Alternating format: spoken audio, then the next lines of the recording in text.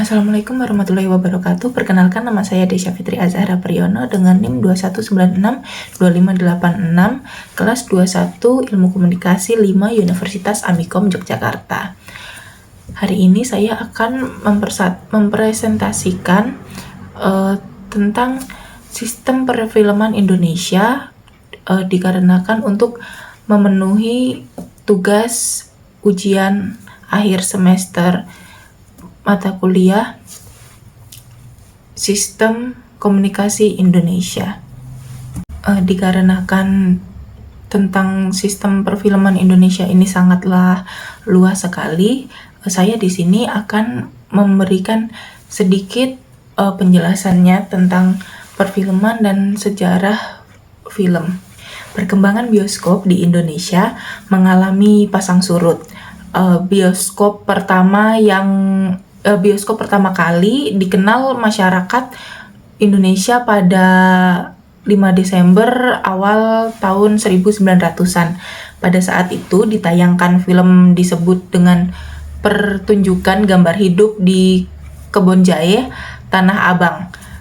Gambar hidup yang ditonton pertama kali saat itu adalah Ratu Belanda bersama Pangeran Hertog Hendrik memasuki ibu kota negeri Belanda, Den Haag. Pertunjukan film itu telah dinikmati masyarakat Indonesia hanya berselang 5 tahun setelah Lumiere bersaudara mempertunjukkan film pertama kalinya di Paris. Pemutaran perdana gambar hidup di rumah Schwarz tersebut menjadi akal bakal gedung bioskop pertama di Indonesia yang bernama The Royal Bioskop. Dulu itu pengejaannya masih yang lama ya. Lalu perkembangan produksi film di Indonesia pada masa-masa awal juga tidak jauh dari perkembangan gedung bioskop.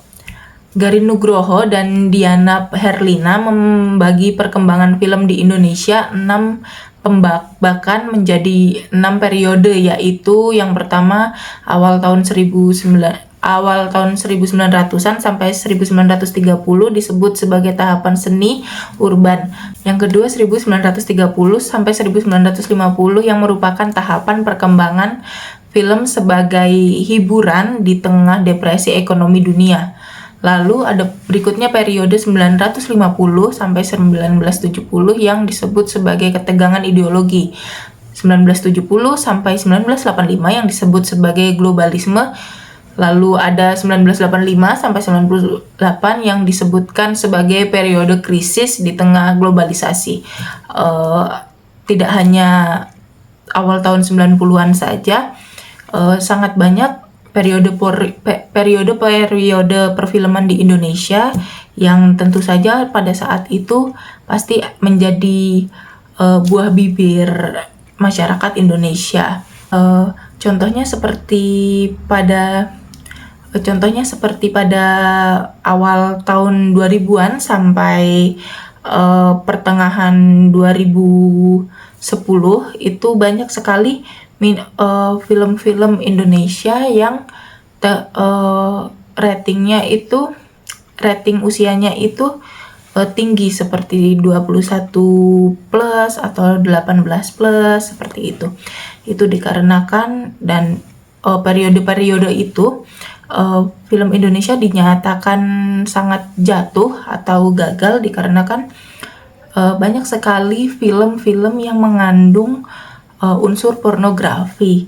Selanjutnya ada film-film tahun 1928, Brother Nelson, Joshua dan Othniel asal Shanghai yang memproduksi film Nyai Siti atau The Stem Des Blood, Sora Darah, bersama PH Charlie MH Schilling pada 22 Maret 1930. Berdiri perusahaan film cerita di Jakarta bernama Halimun Film. Karya pertama mereka adalah Lili Van Java. Industri perfilman Indonesia saat ini tengah bangkit-bangkitnya setelah berkabung lama akibat pandemi. Kemajuan industri ini nyatanya tidak lepas dari perilaku pembajakan. Pembajakan bagaikan peperangan di industri film ini menjadi problematika lama yang dihadapi tanah air Indonesia. Hingga sekarang Indonesia belum menemukan titik terang atau secercah harapan dalam menghadapi pembajakan film di Indonesia. Pada tahun 2020-an, pendapatan industri film Indonesia itu merosot hingga 97% akibat pandemi. Hal tersebut tentunya tidak lepas dari faktor pembajakan.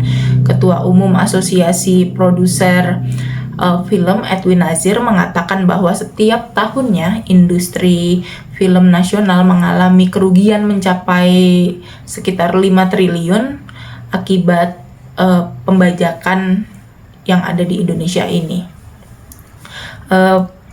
Dasarnya Indonesia telah memiliki payung hukum untuk melindungi para pemegang hak cipta, yakni Undang-Undang Nomor 28 Tahun 2014 tentang Hak Cipta, Undang-Undang Perfilman, dan Undang-Undang Nomor 19 Tahun 2016 tentang Informasi dan Transaksi Ekonomi. Pemerintah juga membuat peraturan bersama Menteri Hukum dan Hak Asasi Manusia Nomor 14 Tahun 2015 dan Menteri Komunikasi dan Informatika Nomor 26 Tahun 2015 tentang pelaksanaan hak cipta dan hak terkait dalam sistem elektronik dalam hal memberikan perlindungan. Peraturan ini memberikan wewenang bagi pemerintah untuk menutup konten dan hak akses situs ilegal. Tindakan nyata juga telah dilakukan oleh pemerintah. Jadi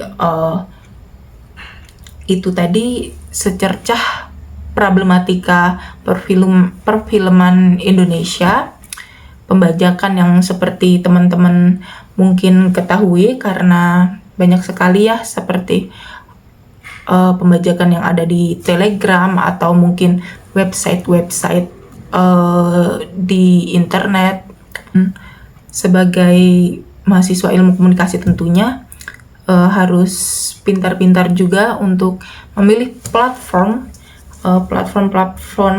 menonton film yang legal tentunya, jangan yang ilegal karena itu sangat merugikan kualitas industri perfilman Indonesia, seperti itu.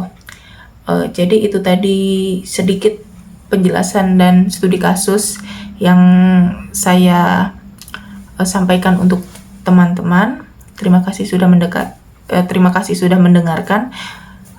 Billahi taufiq wal hidayah. Wassalamualaikum warahmatullahi wabarakatuh.